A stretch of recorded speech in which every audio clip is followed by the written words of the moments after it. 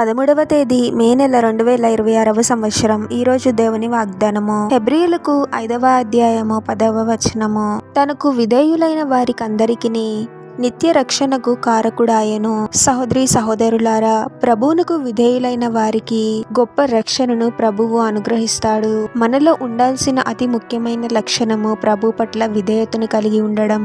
గర్విష్ఠులను ప్రభువు ఇష్టపడడు. మనల్ని మనం తగ్గించుకొని ప్రభువునకు విధేయులమై జీవించాలి. ప్రభువునకు విధేయులైన వారిని ప్రభువే ఆశ్చర్యరీతిగా రక్షిస్తూ ఉంటాడు. వారు ఈ లోకంలో జీవించినంత కాలము అన్ని కీడుల నుండి, అపాయాల నుండి రక్షిస్తాడు. అపవాది తంత్రముల నుండి కాపాడుతాడు. ఈ లోకంలో జీవించినంత కాలము వారికి ప్రభువు రక్షణ ఉంటుంది.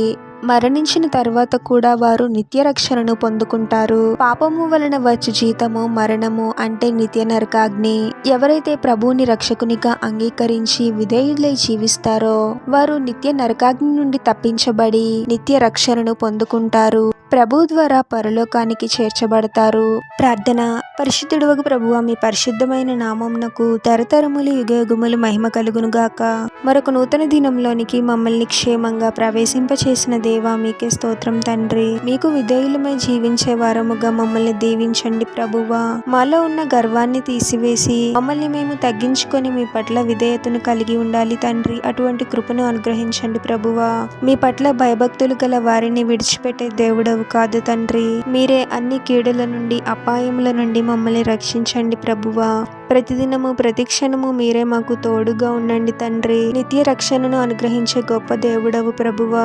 ఈ లోకంలో ఉన్నంత కాలము మాత్రమే కాదు, కానీ మరణం తర్వాత కూడా నిత్య నరకాగ్ని నుండి తప్పించబడి మీ ద్వారా నిత్య రక్షణను పొందుకునే వారముగా మమ్మల్ని దీవించమని ఈ ప్రార్థనలో ఏకీభవిస్తున్న ప్రతి ఒక్కరిని పేరు పేరున దీవించి ఆశీర్వదించి అభిషేకించమని, వారు చేసే ప్రతి పనిలో మీరే వారికి తోడుగా ఉండి వారిని అన్ని కీడుల నుండి, అపాయముల నుండి మీరే వారిని రక్షించమని ఈ మా మనవులన్నీ యేసుక్రీస్తు వారి పరిశుద్ధ నామంలో అడిగి వేడుకొనిచున్నాము తండ్రి. ఆమేన్.